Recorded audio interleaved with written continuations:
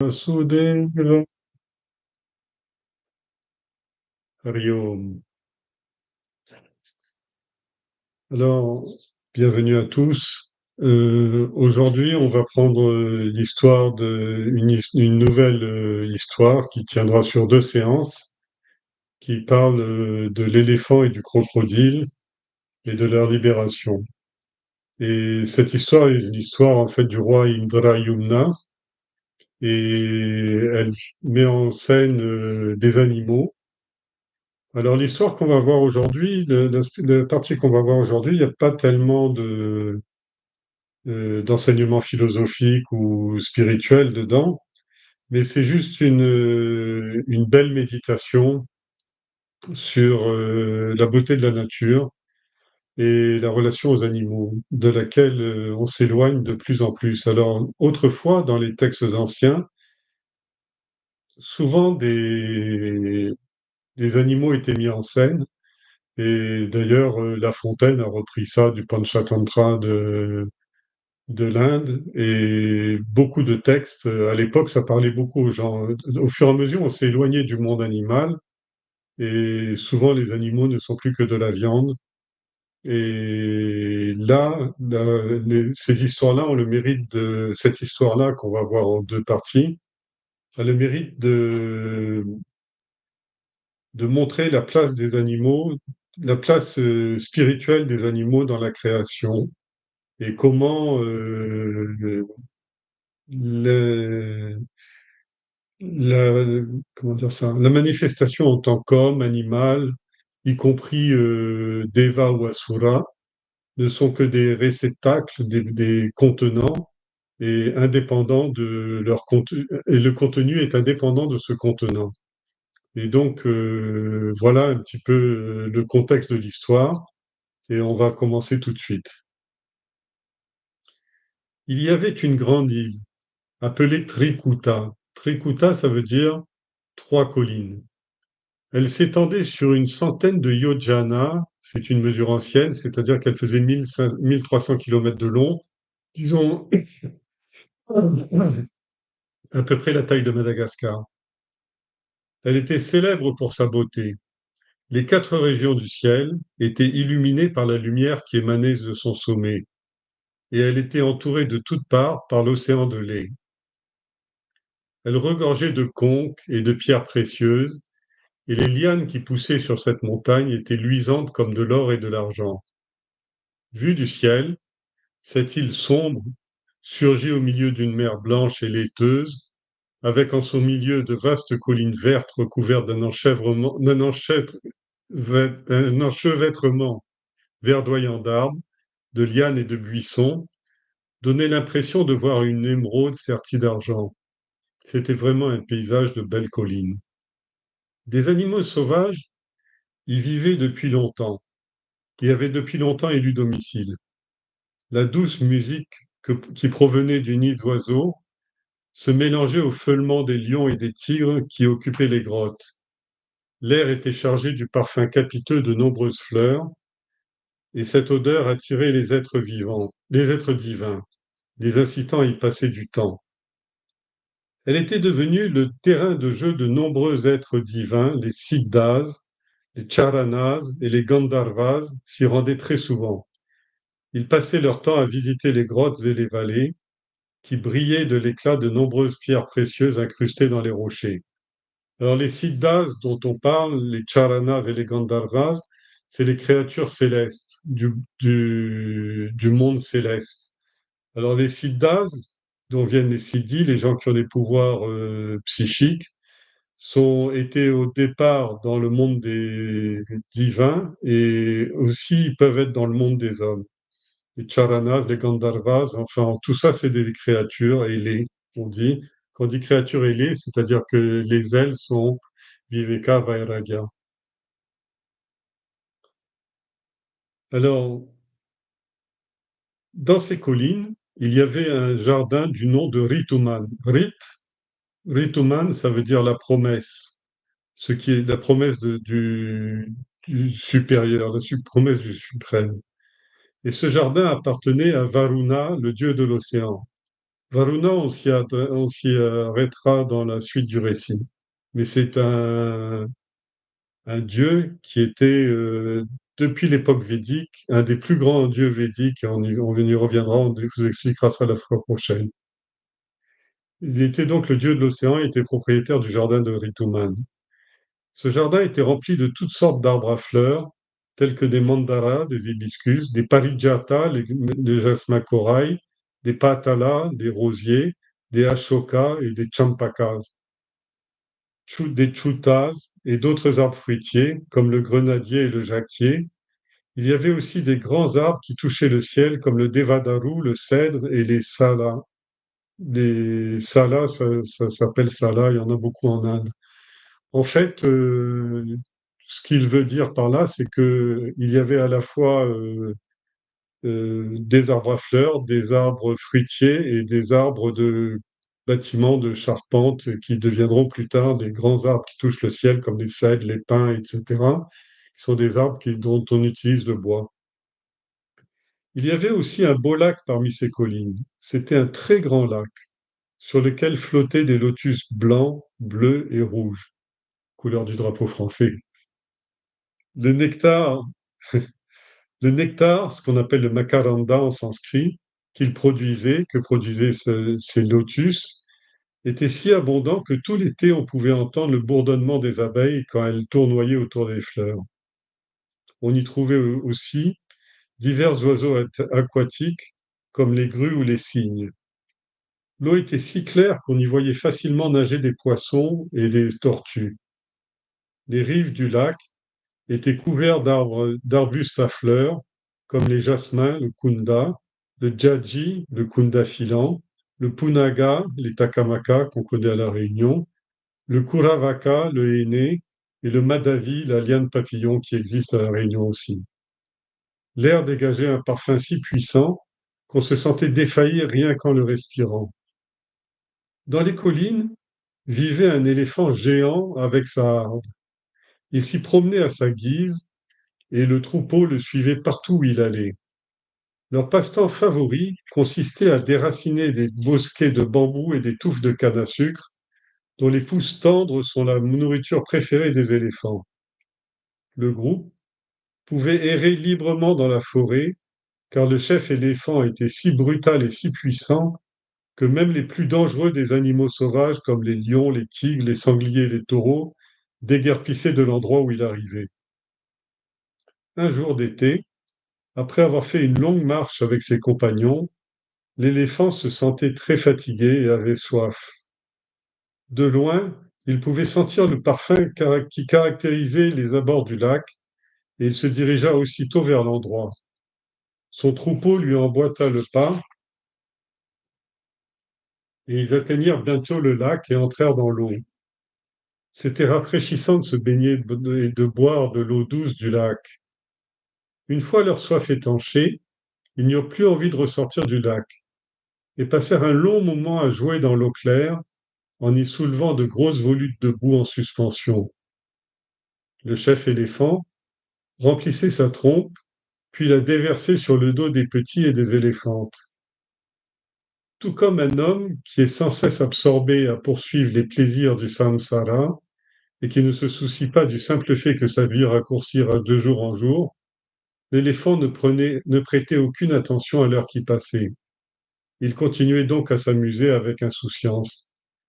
Il ignorait qu'un grave danger était tapi dans les profondeurs de l'eau. Il était comme ce samsari qui ne voit pas le piège qui va se refermer sur lui et l'attraper une fois pour toutes. Alors, cette insouciance des éléphants, c'est intéressant de s'y arrêter 2 secondes. En fait, les hommes sont insouciants. Ils cherchent le plaisir, ils cherchent le bonheur, etc. Mais quelque part, il y a toujours une épine sur la tige de cette rose. La tige est intérieure, si vous voulez. Et ce que dit le récit, c'est que le samsari, c'est-à-dire l'homme qui est plongé dans le samsara, l'océan de transmigration, dans l'eau de la transmigration, dans le tourbillon de la vie, alors il est insouciant, il passe son temps à ménager son bonheur, faire des études, construire une maison, bâtir une famille, faire un métier, se faire un patrimoine, se faire une bonne santé, manger les meilleures choses, etc. Et il pense que il est en train d'œuvrer à son bonheur. Mais il y a un grave danger qui est tapis dans le profondeur de son cœur. Cette profondeur-là, ce danger qui est tapis s'appelle la mort. C'est-à-dire que tout ça n'a qu'une fin. Et en fait, les gens veulent s'étourdir, ils ne veulent pas regarder cette réalité en face, parce que cette réalité les dérange énormément.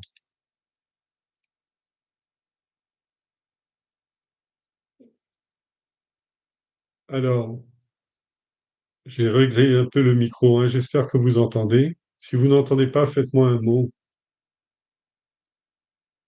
Alors, cette réalité qui est la mort ne quitte jamais l'homme.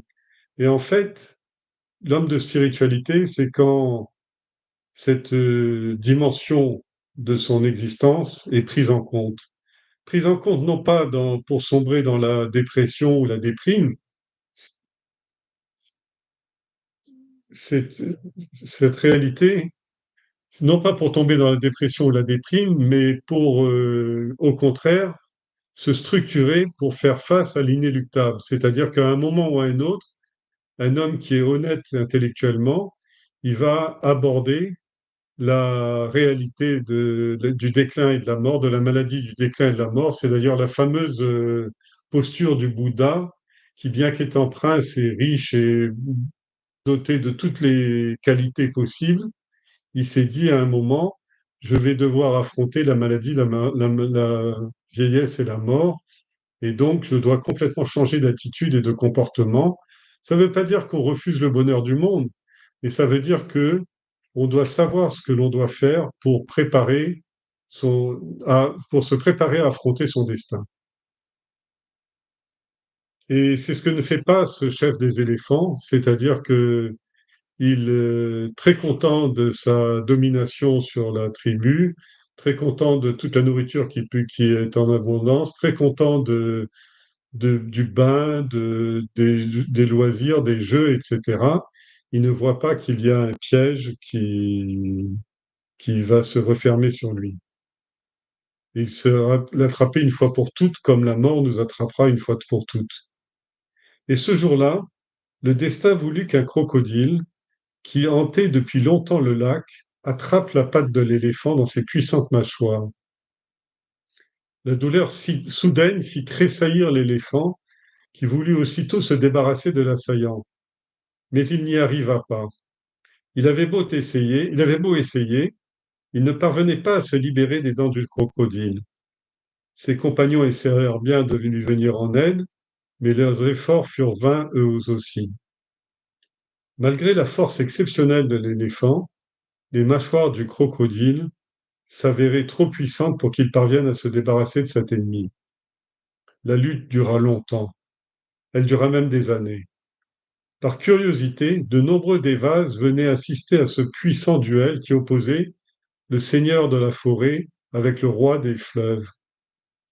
Lentement, mais régulièrement, les forces de l'éléphant s'amenuisaient, et chaque fois le crocodile prenait un peu plus le dessus. Il se sentait chaque fois un peu plus fort et dominateur.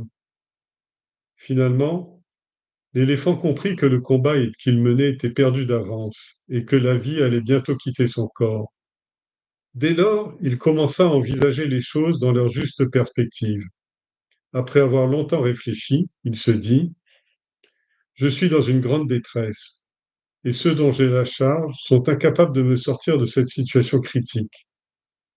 J'ai bien compris que personne ne pourra me venir en aide dans cette terrible calamité qui m'arrive. Mais je garde encore un dernier espoir. Je peux encore m'abandonner au Seigneur, car il sert de refuge, Sharanam, même pour des dieux tels que Brahma, le Créateur. Je suis sûr qu'il va me mettre à l'abri du redoutable serpent qu'on appelle Yama, la mort, et qui essaie en ce moment de m'effrayer. Si le Seigneur est avec moi, la mort elle-même fuira loin de moi, car elle craint le Seigneur. Je vais donc prier le Seigneur.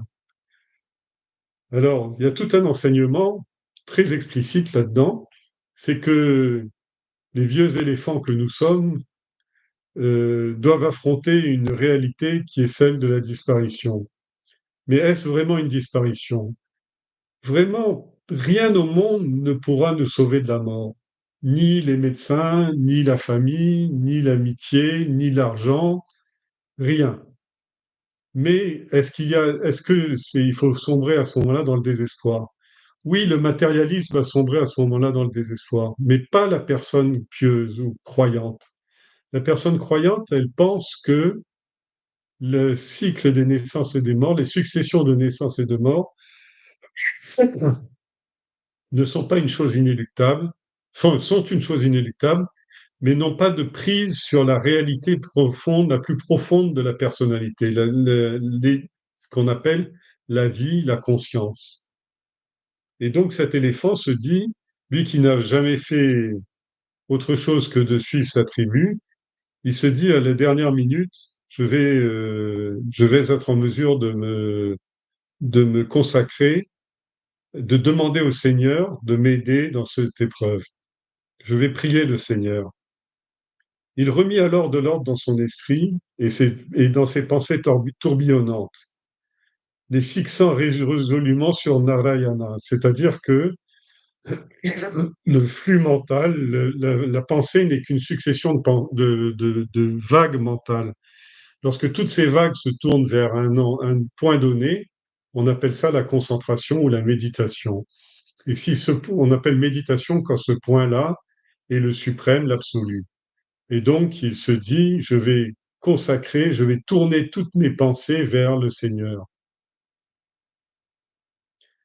Les pensées qui d'habitude tourbillonnent et partent dans tous les sens, je vais les fixer sur Narayana. Il entama alors son chant de louange en disant, écoutez la beauté de ce discours, en disant, salutations à toi, Seigneur des Seigneurs, tu es l'ancien des jours, tu es le Purusha, l'être suprême, tu es la Prakriti, la nature, qui est née de Purusha. Tu es la lumière qui fait briller l'intelligence de l'être humain. Tu es l'univers. L'univers tout entier est établi en toi. L'univers est né de toi et il n'a aucune existence en dehors de toi. Après avoir créé cet univers, tu vas le résorber en toi au moment du déluge. Tu es la lumière qui éclaire toutes les sources de lumière. Ça, c'est vraiment des phrases qui sont directement tirées des Upanishads. La lumière des lumières, Jyotir Jyoti. Tu te tiens sur la rive d'un océan d'obscurité qu'on appelle tamas et qui s'installe à la fin du pralaya, à la fin du déluge ou de la mort.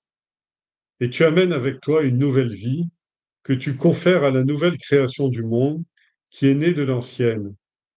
C'est un cycle cosmique qui est sans fin et tu es la cause qui se tient derrière le cosmos. C'est pour pouvoir obtenir une vision de toi que les rishis passent des millions d'années absorbés dans la méditation. Tu n'as pas de naissance. Tu n'as pas de devenir ou de karma à accomplir. Tu n'as pas de nom, tu n'as pas de qualité, guna, qui permettent de te distinguer des autres. Pourtant,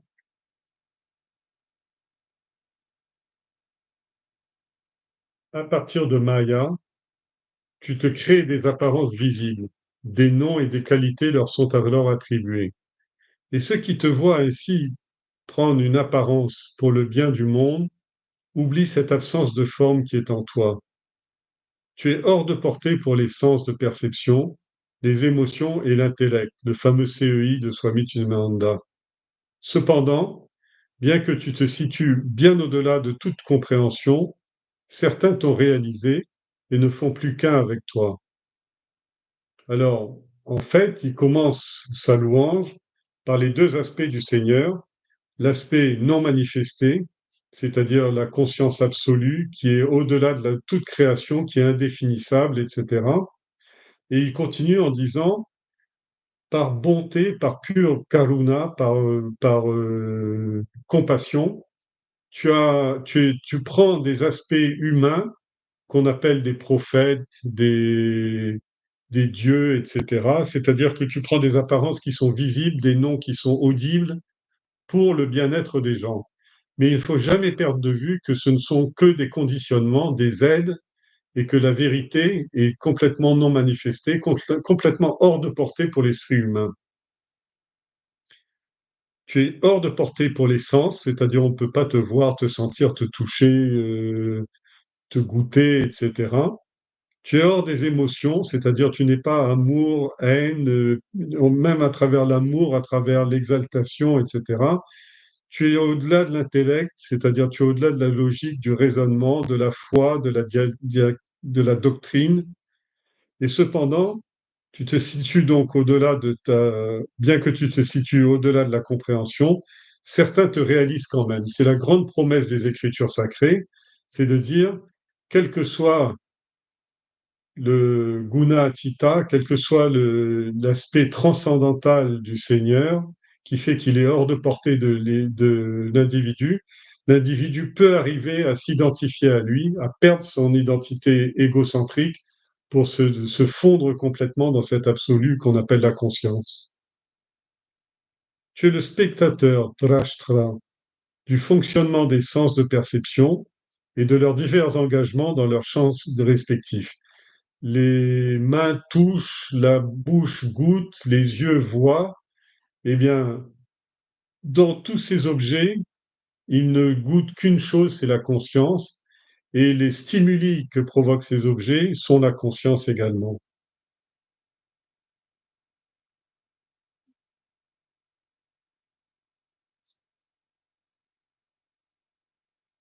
Oui,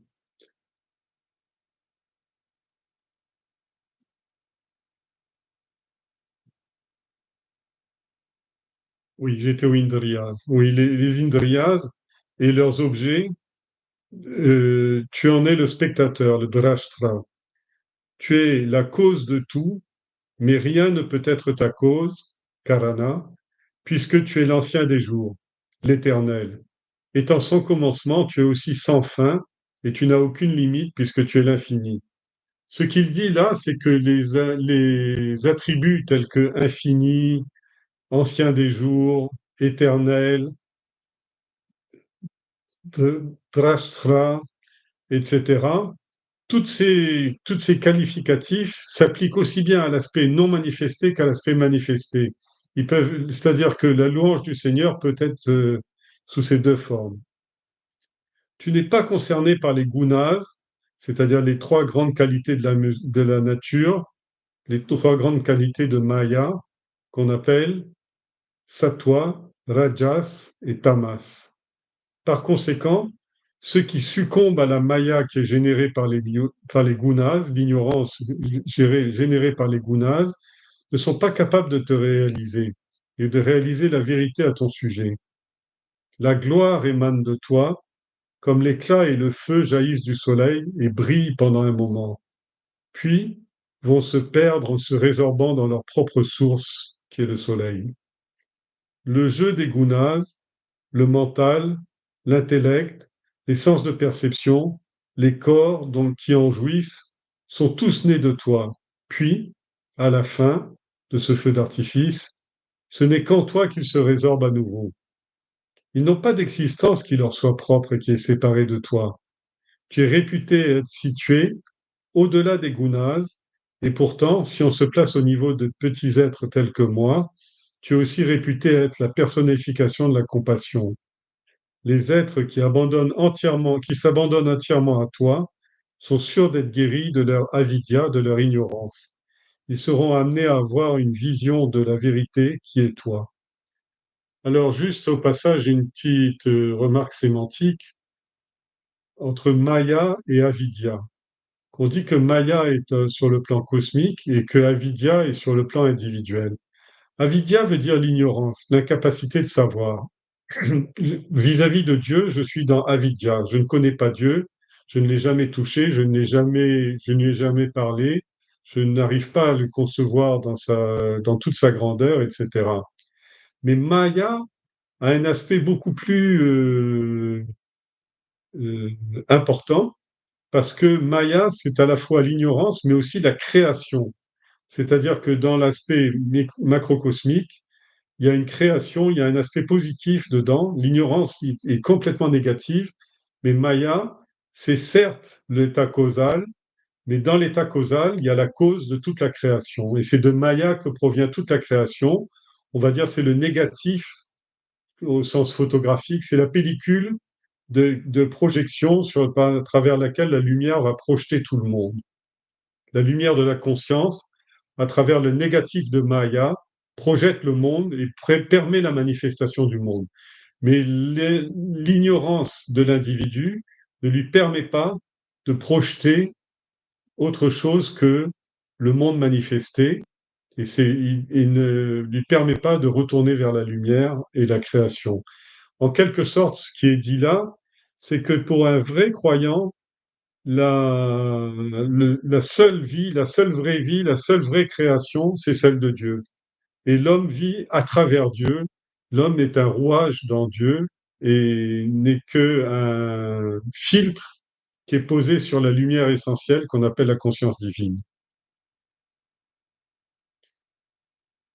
Cette vie qui est la mienne, cette fois-ci, il descend, il a terminé sa louange et il descend à l'intérieur à son problème personnel. Cette vie qui est la mienne, qui est à l'intérieur comme à l'extérieur remplie d'ignorance, mais cette vie est à l'intérieur comme à l'extérieur pleine d'ignorance. C'est-à-dire que aussi bien dedans, je ressens que j'ignore Dieu, à l'extérieur, je ressens que le monde ignore Dieu. Mais cet aspect physique et cet esprit animal d'éléphant ne me sont désormais plus d'aucune utilité, sous-entendu puisque je vais mourir. Je n'ai plus envie de vivre.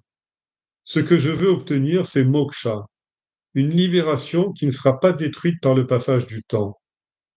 Le mérite spirituel, le punyam, le mérite qu'on a acquis par ses efforts, est récompensé par un long séjour au paradis. Mais lorsque le punyam est épuisé, l'homme est à nouveau refoulé dans le monde du péché. Je veux une délivrance, une moksha, qui soit différente de celle-ci. Je veux être guéri à jamais de l'ignorance. Je suis un mumukshu, un cherchant de moksha, et je te salue. Toi, qui es la cause de cet univers, qui imprègne tout, et pourtant tu te tiens séparé de ce que tu as créé. Tu es la vérité ultime.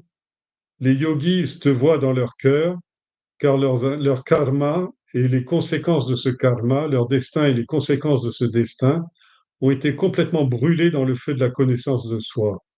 Quand il parle de yogi ici, il parle également de rishi ou de muni ou de swami, c'est-à-dire des maîtres de la pensée. Alors, et de contrôle de la vie, de cet art de vivre qu'on appelle la vie en harmonie avec Dieu.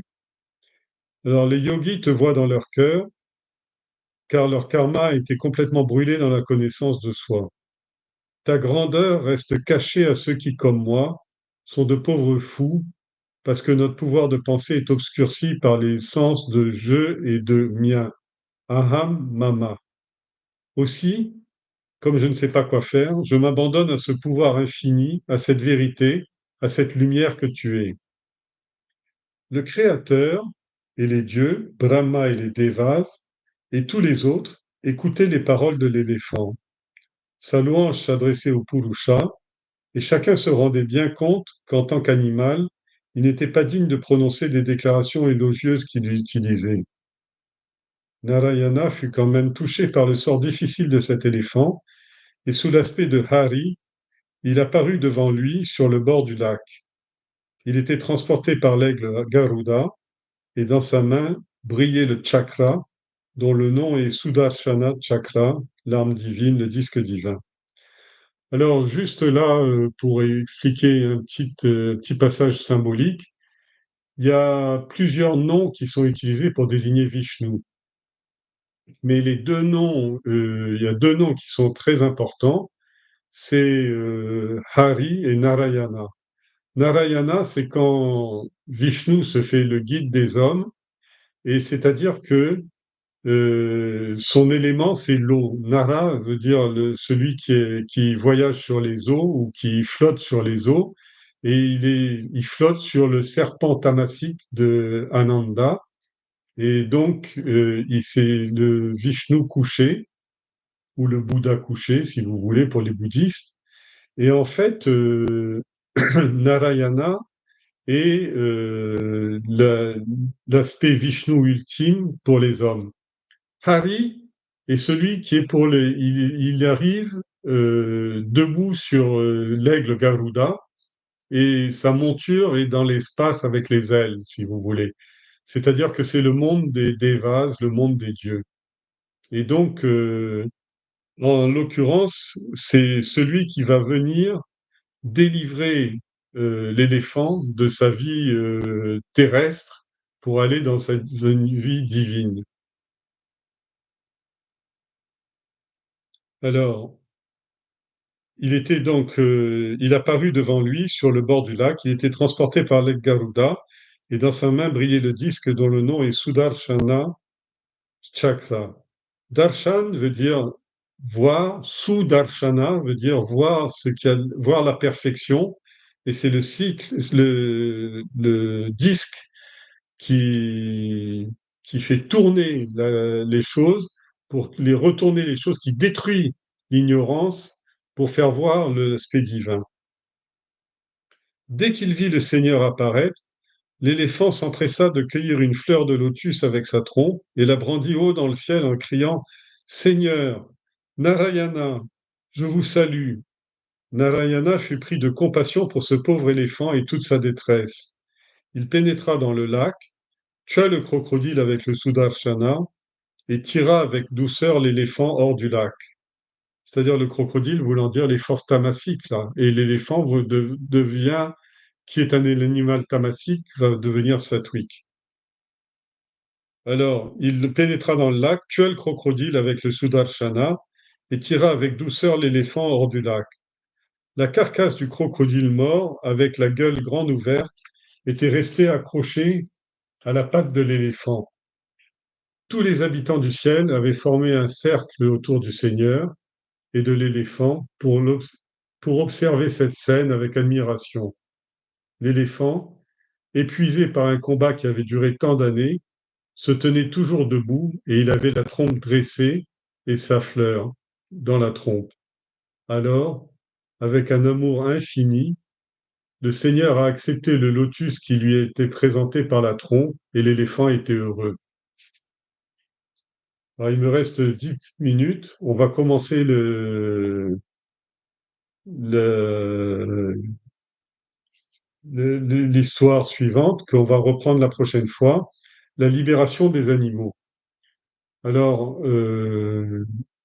cette suite de l'histoire, je ne vais pas rentrer dans les explications, je vais rentrer dans introduire l'histoire la prochaine fois, je vais juste continuer la partie qui est en corrélation avec ce qu'on a dit aujourd'hui. Mais cette histoire traite d'une chose qui est étonnante, c'est-à-dire que les animaux aussi peuvent obtenir moksha. C'est rare, mais ça existe. C'est-à-dire que le moksha, la libération absolue de la création, n'est pas seulement réservée aux hommes, et on va voir comment. Alors, tandis que les habitants du ciel, les Devas, observaient cette scène étonnante, un être divin s'échappa de la carcasse du crocodile échoué. C'était un Gandharva, un ange, du nom de Hu. Il alla tomber au pied du Seigneur et le loua avec des beaux chants qui sortaient de son corps de Gandharva. Pas de son corps de crocodile, mais de son corps de Gandharva. Toute l'assemblée a alors découvert la raison pour laquelle ce Gandharva avait pris un corps de crocodile pendant tant d'années et comment il avait pu obtenir la libération des mains de Narayana. Non, je vais peut-être pas prendre cette histoire parce qu'elle nécessite, elle n'est pas longue, mais elle nécessite beaucoup d'explications et je vois qu'il commence par ouhou, alors qu'on va rester plutôt le, sur l'histoire de ce roi. Mais ce qui concerne, en ce qui concerne cette histoire, c'est la seule valeur, enfin la grande valeur de cette histoire, elle se décompose en deux parties. Il y a une partie qui est une partie descriptive, narrative, où on dresse un tableau du Jardin d'Éden. C'est-à-dire que souvent dans la Bible, par exemple, on parle du Jardin d'Éden, etc. Et en fait, cette terre pure, propre, où les animaux ont leur place, les plantes ont leur place, tout le monde vit dans l'harmonie, y compris si les lois de la naissance et de la mort s'appliquent à tout un chacun, mais il y a quand même un équilibre global et les choses roulent doucement sans secousse chaotique, vers le déroulement de la vie. Et le simple fait d'être capable de voir ce qu'il reste de ce paradis perdu, ne serait-ce qu'à travers des lectures, à travers une contemplation, à travers des méditations, vraiment des méditations, mais des visualisations, fait un grand bien à l'esprit et fait un grand soulagement contre les maladies, contre tout ça. Et l'aspect de ce récit est vraiment rafraîchissant pour le cœur. Maintenant, le deuxième aspect, c'est la façon dont il s'adresse au divin. Il s'adresse à lui sur le plan transcendantal, c'est-à-dire que il y a un swami à qui on avait demandé comment est-ce que je peux pratiquer? Et le swami avait répondu, vous ne pouvez pas pratiquer. C'est impossible de pratiquer. Alors il dit, qu'est-ce que c'est que la pratique spirituelle? Il répond, c'est impossible de avoir une pratique spirituelle. Et l'élève était très étonné et il dit, pourquoi est-ce que tu me dis ça? Il dit, parce que par exemple, si par exemple, je suppose que une dame s'appelle Lakshmi. Si par exemple je vous demande de pratiquer Lakshmi, est-ce que vous saurez ce qu'il faut faire? Depuis l'enfance, vos parents vous ont appelé Lakshmi, et depuis l'enfance, chaque fois qu'on vous parle, s'adresse à vous, on vous dit Lakshmi, Lakshmi, Lakshmi, Lakshmi. Et comment faire maintenant?